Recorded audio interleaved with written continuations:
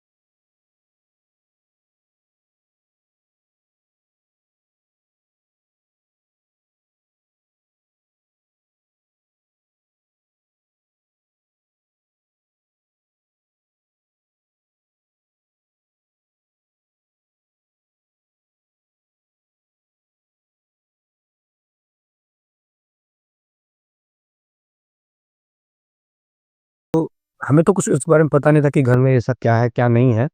हमने वैसे ही कहा कि हम जाके बॉल लेके आएंगे। तो मैं गया और एक लड़का और गया मेरे साथ। हम 2 लड़के गए। हम गए और हमने बॉल ढूंढनी शुरू की।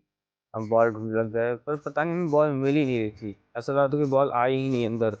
तो उस घर के बगल में एक और छोटा सा अहाता था, तो उसमें भी हम घूम के देख रहे थे। तो उसमें तो बॉल चांस बहुत कम थे। हम उसमें छोड़ के फिर वापस इससे जाके ढूंढने की कोशिश करी। तो जब हम ढूंढ रहे थे तो हमें ऐसा महसूस हुआ कि नहीं, यहाँ पे भी कोई है। हमें लगा कि अंकल लग रहा है वापस आ गए होंगे, उन्होंने देखा होगा तो फिर वो डांटेंगे। तो हम जल्दी डर के मारे कि हम अगर यहाँ रुके तो वो हमें डांटेंगे। तो हम जल्दी जल्दी बॉल ढूंढना शुरू किया। लेकिन हमें नहीं पता था कि कोई ऐसा और भी है जो हमें देख रहा है, हमारी हरकतों को नोटिस कर रहा है। तो उसी घर में एक साइड पे कोने पे एक छोटी सी मज़ार टाइप की, मतलब छोटी सी, एकदम छोटी सी होती है, एकदम लगभग कह सकते हैं कि चौड़ाई एक हाथ की भी नहीं होगी, एकदम छोटी सी मज़ार थी। उसमें एक आदमी लेट भी नहीं सकता, कोई बैठ सकता है। बैठने के साइज़ के हिसाब से एक छोटी सी मज़ार टाइप से, कोई मंदिर छोटा सा नहीं होता वैसा बना रखा था। तो लास्ट में जब हम ढूँढते ढूँढते थक गए, तो फिर हम बैठे थोड़ी देर, क्योंकि ऑलमोस्ट गर्मी का टाइम था और हम खेल के थके भी थे। तो हम जल्दी से बॉल ढूँढ के भागना चाहते थे कि अंकल आ ना जाए, अंकल से डाँट में पड़ जाए हमें। तो हम थक गए, तो हम फिर दीवार के उस तरफ जाके बैठ गए, ताकि अंकल हमें देखे ना। फिर थोड़ी देर बाद उसी लड़के को बॉल दिखी, उसी छोटी-सी मंदिर के बगल में। तो हम दौड़ के गए, बॉल लेके आए और फिर उस लड़के ने क्या करा, चढ़ते वक़्त जब हम दीवार पे चढ़ रहे थे, तो चढ़ते वक़्त उसने उसी मंदिर पे पैर रख दिया।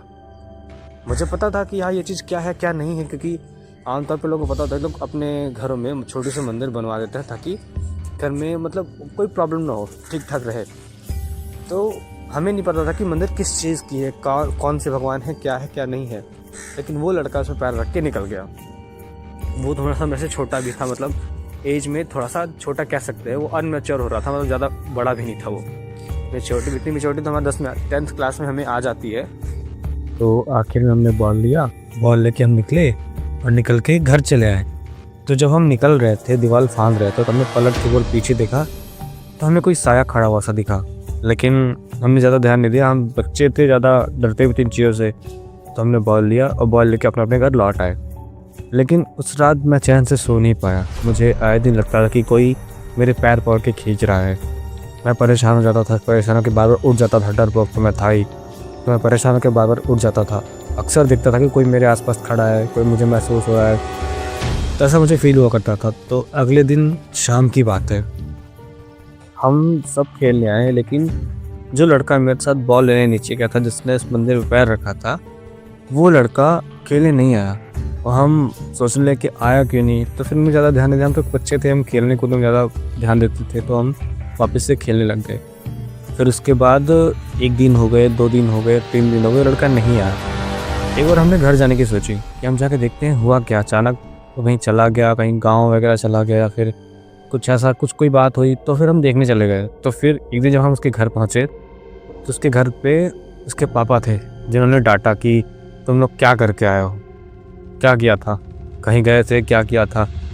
तो हमें डांट रहे थे। तो बोला, अंकल हमने कुछ नहीं किया, हम बस बॉल लेने एक बार गए थे, तो ऐसा ऐसा हुआ था। मतलब हमने उनको पूरी कहानी बताई कि हमारे साथ ऐसा ऐसा हुआ था, हमने ये किया। तो फिर जब वो मुझे अंदर ले गए, जब उन्होंने मेरे को दिखाया, तो वो अच्छा खासा हंसता खेलता लड़का, मोटा तगड़ा लड़का, वो एकदम अजीब सा सूखा सा लग रहा था। जैसे लग रहा है कि उसके अंदर जान ही नहीं बची, वो हिल भी नहीं पा रहा, उसकी आंखों के नीचे दाग काले काले से पड़ गए थे, एकदम अजीब सा लग रहा था देखने में वो।